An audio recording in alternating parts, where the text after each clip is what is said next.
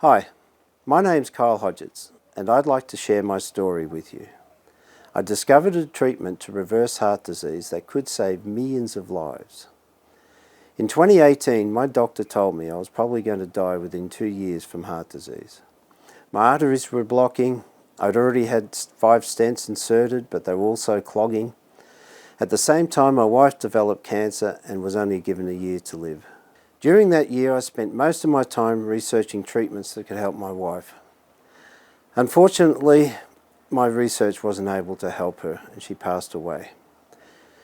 But while I was researching cancer treatments, I came across a German research study about a compound called cyclodextrin, which showed that it removed arterial plaque from mice within 4 weeks. Now, I'm not a scientist. All my life I have developed video games around the world. I'm an electronics engineer, and for 20 years I have worked on developing AI. But as I dug deeper into cyclodextrin properties, it became clear to me that the compound could and should clear plaque from the arteries. And if so, I could save my own life. I had the science, and I formulated a plan. My angina was worsening, and I had been told I had less than 6 months to live. I showed a doctor what I'd discovered, and I told him that I intended to infuse this cyclodextrin directly into my bloodstream. So my name's Dr. Luke Vanderhoeven. I'm a GP practicing in Melbourne, Australia. I've been a GP for the last 5 years, and before that I was working in various hospitals around Australia. In the last 10 years, I've never seen anyone with a blood result worse than that of Kyle's. His cholesterol and lipid profile were just off the charts. When I first saw his blood tests, I thought to myself, what kind of lifestyle must this guy live in order to have such bad results? And the second thing I thought was, he's going to have a heart attack. The problem was for Kyle, it was already too late. His arteries were already clogged full of plaque, and changing his lifestyle wasn't going to make a huge difference. Stopping smoking and stopping drinking wasn't going to change the fact that he was potentially going to die from cardiovascular disease. In Kyle's case, his blockages were so bad that he'd already had stents. He'd already had a stent within a stent, and they were starting to block. So his options for surgery had been completely depleted already. No medication, no treatment actually exists in Australia that can actually remove that plaque and take it away. Sure, you can go on medications, you can go on statins, you can go on blood pressure medications, and you can reduce those risks. But once you've got the plaque, it's too late. That's when Kyle told me about this new treatment that he'd been looking at and he'd been researching, something called cyclodextrin. He came to me and he said, "Look, have you heard of cyclodextrins?" And I thought, nope, never heard about it. In all my years of medical school or practicing as a doctor, I'd never ever heard of cyclodextrins. He told me about a radical plan to infuse himself with these cyclodextrin products. And he believed that they were going to actually take the plaque from his arteries and remove it. And from my understanding of medicine, that just isn't possible. Once you've got plaque, it's there, you're stuck. Luke was obviously against my proposal at first. He kind of freaked out. But after he looked into it a bit more and conferred with his colleagues, he came to the conclusion that it probably wouldn't hurt me. I spent a few weeks getting scans and tests done as a baseline, so I could see if cyclodextrin was helping me or, more importantly, not harming me in any way. It was a little bit concerning to me that Kyle wanted to infuse it on himself. And I told him, mate, you can't do this. It's not been tested. It's not been, tested on any humans. This could be seriously dangerous. But his character is one that once he gets an idea, he's going to follow through with it and he's going to do it. And I knew that he just was going to do it on himself. We talked about it at length, and I did some research into cyclodextrins, and I realized that actually they're being used quite frequently already in medicine, just not at the high doses that Kyle wanted to infuse himself with. And the more I read about them, the more I realized these could actually work. In fact, I was surprised that no one had ever tried to research them before. No one had ever tried human trials on this medication because the initial studies showed that they reduce plaque in mice, they reduce plaque in humans, so why hadn't it been extensively tested? And what was really impressive is that it took Kyle, a person who doesn't work in medicine, a person who doesn't have an understanding. I don't think he even knew what atherosclerosis was before he came to see me. Suddenly he'd been doing this research into this product and, it could potentially work. I hired a nurse and rented a room at a medical clinic and started daily infusions of cyclodextrin. I have to point out here that there are many types of cyclodextrin. Some might kill you if you infuse them. I spent months working out the exact form of cyclodextrin to use. I started infusing 4 grams in a single dose, then went to 8 grams, then 16, then 32, then even went as high as 80 grams. Don't try this at home, kiddies. That was way too much. After each infusion, I would get blood tests done and show Luke. I was actually very impressed at how much work Carl had done at actually trying to set up his own trial. A man who had never done any research before, who didn't really know much about medicine, he actually went out and got baseline angiograms, baseline blood tests, baseline kidney scans, and he made sure that he was in a good position to actually treat himself with this medication. And it was interesting, over time, he kept presenting me with his blood results and with updates on all of these tests that he'd done. And it showed that as he was actually using the medication on himself, that all of his blood markers, all of his cholesterol profile, everything was getting better.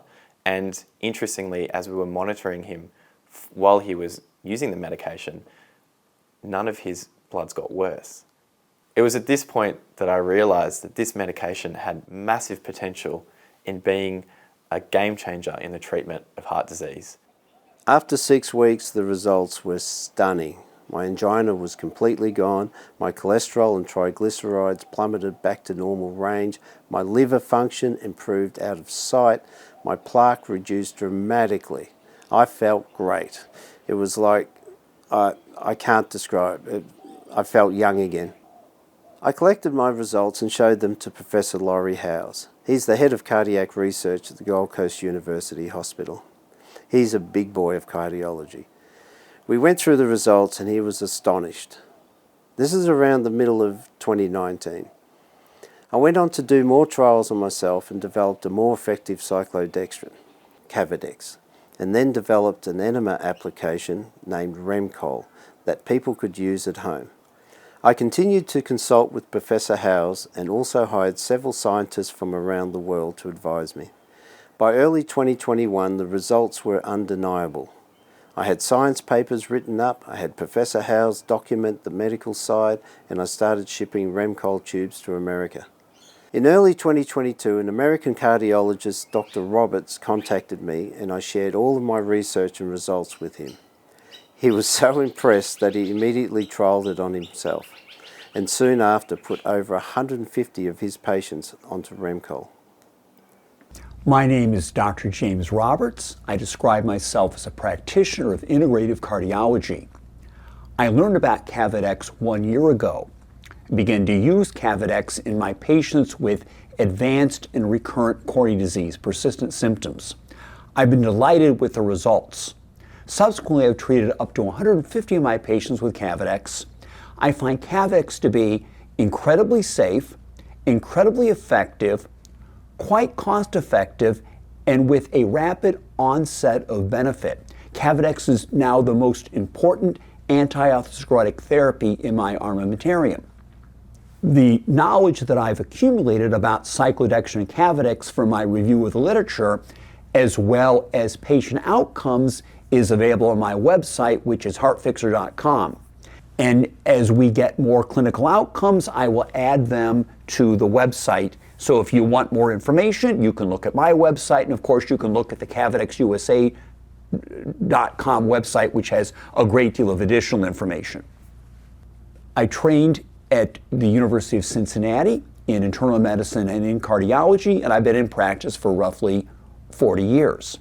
Early in my career, I practiced invasive cardiology as I was taught. I was dealing with crises, putting out fires, doing lots of invasive procedures, and because we weren't dealing with the causes of arterial disease, the patients were coming back with more crises. So we're doing invasive procedures on the same patients over and over again, of course getting paid each time, but that's not the best way to practice medicine. If you need an invasive procedure, you need an invasive procedure, but you should only need one. And that is possible if we deal with all the causes of arterial disease. And that is what I've been focusing on over the last 20 years of my career. We do our best to deal with risk factors, the causes of arterial disease. High cholesterol, high blood pressure, high homocysteine. There's a long list of acquired and genomic phenomena that play a role in this disease. We wish to identify, neutralize, or resolve all these risk factors. If we're successful, the arteries do not worsen. Often we're not successful. We cannot control the risk factors. You cannot tolerate our medications. Thus, the disease progresses.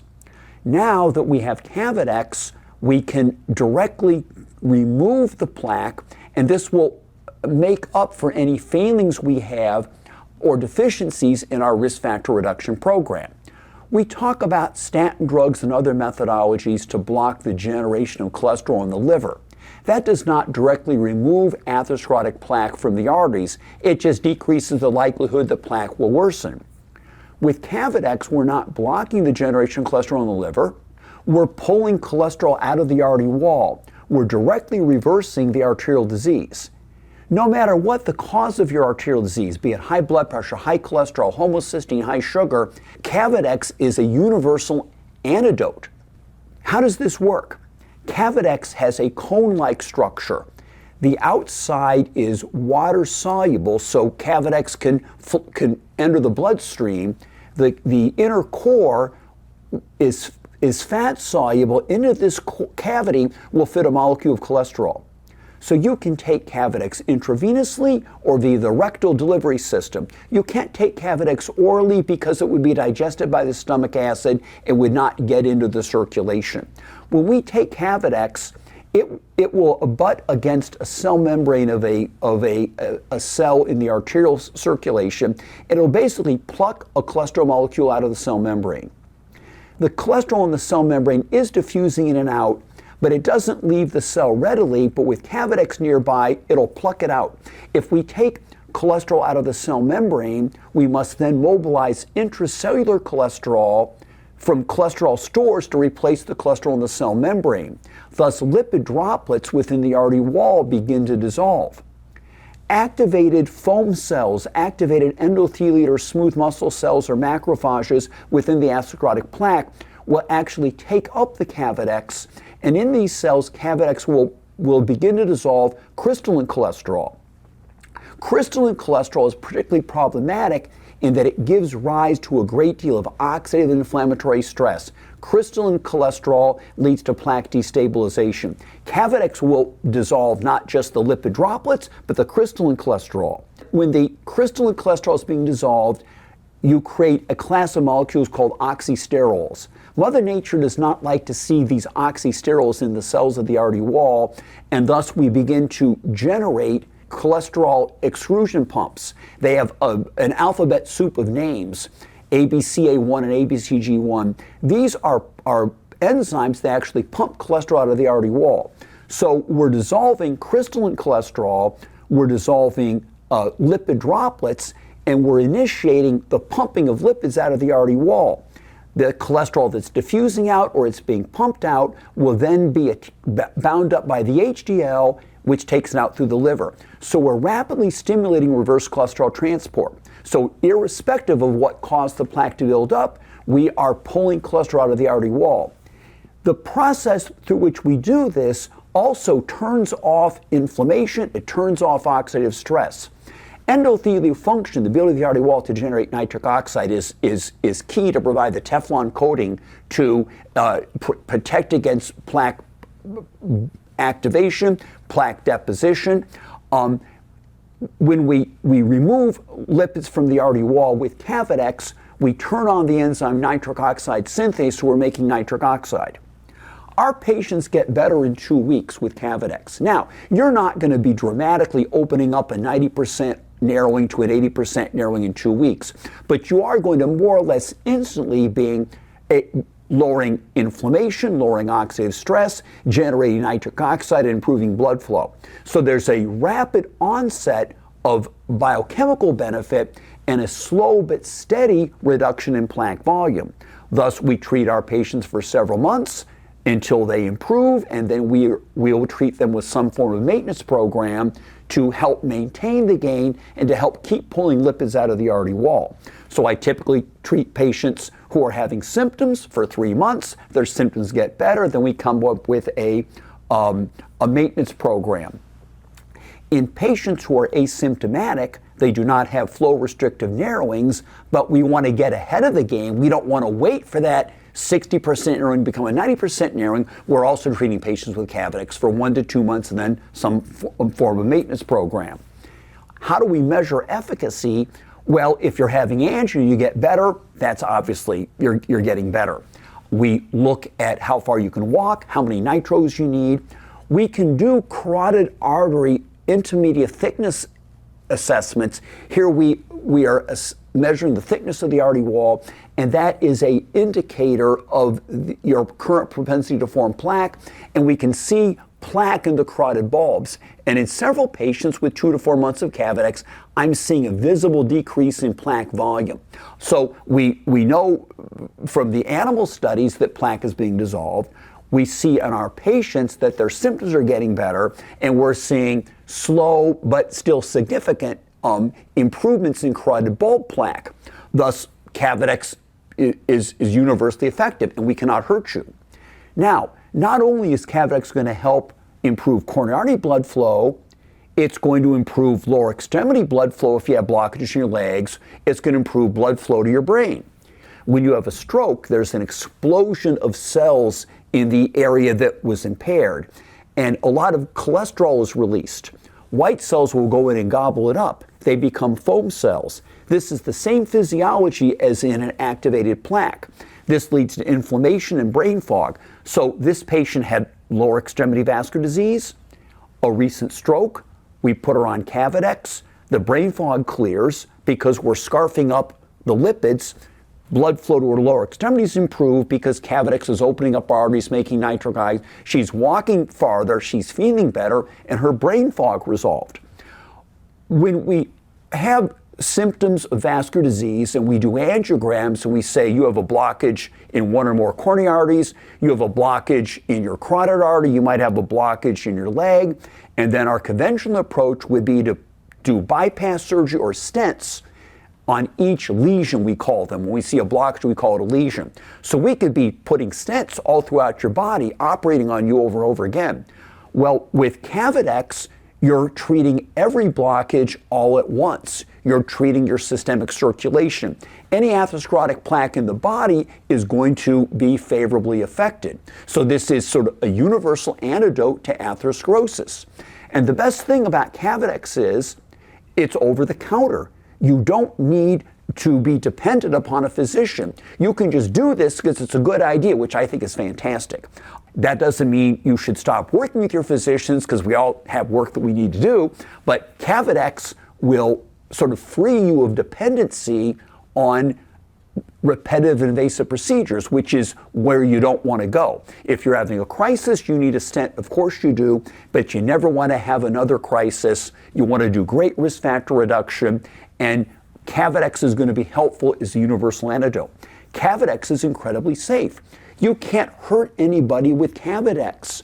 Cavadex is FDA approved. I've received 50 IV Cavadex treatments. Didn't bother me a bit. Our patients are not receiving IV Cavadex because it's not as practical as taking the daily rectal Cavadex. Cavadex is the trade name for cyclodextrin. Cyclodextrin is FDA approved. It is used as a drug delivery vehicle. So we have in the outside of the cone is water soluble, the inside is fat soluble. Drug manufacturers will mix cyclodextrin with the drug, and then the cyclodextrin brings it into the body. We're not bringing anything into the body, we're taking something out, and that is cholesterol. We're taking it out through the liver because Cavadex will pluck the cholesterol out of the vascular wall, hand it off to an HDL, take it out of the liver. Some goes out through the kidneys into the urine. Cavadex was first given intravenously in 1992, and it was demonstrated to remove lipids from humans. And then the idea kind of didn't have any traction. No one followed up on that until Cavadex was put into use to deal with Niemann-Pick disease. Niemann-Pick is a fortunately rare genomic disorder where you lack an enzyme called Niemann-Pick protein that transfers cholesterol from one cell compartment to another. Cholesterol gets stuck in your cells and you die in your early teens of lipid overload, brain lipid overload, liver and spleen, and it's fatal because you can't get the cholesterol out. So they started treating these kids with Niemann-Pick with cyclodextrin. They were taking it subcutaneously or IV or into the spinal fluid, intrathecal, to get the cholesterol out of their brains, and they survived. So they showed in kids that cyclodextrin was safe and effective in removing lipids. Well, if it takes lipids out in Niemann-Pick disease, why shouldn't it take lipids out in standard atherosclerosis? Thus, Dr. Zimmer, a German researcher several years ago, published a paper showing how cyclodextrin would reverse atherosclerosis in animals that were genetically predisposed to atherosclerosis. A patient, a physicist, brought me that paper several years ago, and it was fascinating, but there was no clinically available form of cyclodextrin. A year ago, a patient who lives in California came to see me and he goes, "By the way, have you heard about Cavadex?" "Huh? What's Cavadex?" "You got to learn about this." So I went online. "Oh, it's cyclodextrin." So the Cavadex group in Australia had found a way to make Cavadex available in their rectal delivery system or IV, and thus we began to use it in our patients with fantastic results. So I'm all in for Cavadex. I can't see a reason for someone not to take Cavadex if atherosclerosis is present. The only question is, how long do you need to take it? What is the best maintenance program? Right now we don't know, but we will be learning over time, and as more physicians get involved, we'll have a greater understanding of the best approach to use this wonderful molecule. Meanwhile, I'd been giving Remcol to people in Australia for free. It's amazing to me, there are so many people that are sent home to die. There are a lot of people that they can't operate on or give stents. In some cases, doctors won't give people stents because they smoke or their lifestyle. I believe that's just criminal. One patient, Howard, came to me almost in tears. His doctor refused to put stents in him. Hi, my name's Howard. I'm 66 years old, and I was having trouble with my legs while I was walking. This started about 4 years ago. Specialist said I was getting blocked arteries because I could walk about 60 metres, that was it, before I started getting pains in the bottom of my legs. I have to stop for a couple of minutes till the pain went away, then I could move again. I was also getting pins and needles in my fingers and thumb. I smoke every day, drink every day, probably have about 50 smokes a day. Specialist turned around and said I had to give up smoking before they would put stents in my arteries to unblock them. It was at a point where I've been smoking a long time, very hard to give up. So from that, it was a case of they wouldn't do the operation unless I would give up smoking. I got put onto the Remcol. Well, the first week I couldn't believe it because I drive a truck and with my fingers getting the pins and needles, driving the truck, all of a sudden within a week they were starting to clear up. I started driving and I wasn't having that trouble anymore through my fingers. I thought, this is good. But there were some times where I'd even get cramps in my toes and pins and needles in my feet as well sometimes. After probably about 3 weeks, I reckon even that started to go in my toes and feet, which was one hell of a relief to me. After about 5 weeks, was the first real chance of trying it out because I went to the races with my brother. So from where we had to park, had to walk to the race course, which was about 400 metres, walk there with no problem. Didn't have to stop. And I just thought, how good's this? So, I mean, it certainly changed my life, being able to do things like that. I'm just about at the 2-month mark now, and just feeling that much better. Remcold tubes are changing so many lives. Well, you'd think that'd be the end of it. A simple treatment that can reverse heart disease. We have doctors giving it to their patients and they're all getting better. Professor Howes says, and I quote, "This is the biggest breakthrough of our lifetime." Remcold has been used for over 2 years without a single side effect. And more importantly, if everyone was given access to Remcold, then it could virtually eliminate heart disease within 12 months. The world's #1 killer gone in 12 months. How great's that? But no, I went to the media. Wow, a treatment for Australia's #1 killer? This has to be a big story, right? I spoke with the newsroom. They were very excited. They called the professor, spoke with some patients. They got back to me and they said they were going to come around and interview me on camera. This is going to be a big story.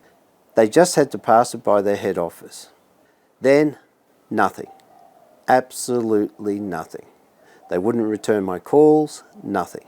I hired a PR firm. They tried but couldn't explain why no one would take up the story. I contacted our politicians, health ministers, senators, high-profile political businessmen. Nothing. It's frustrating to see on the news a 5-minute segment on fashionable dog outfits when around 1,500 Australian and Americans are dying every day from something that is easily treatable. Not to mention high-profile athletes and personalities dropping like flies from heart attack. My dream is that every person affected by heart disease learns about cyclodextrin and is able to treat their disease with this remarkable substance. I live in hope.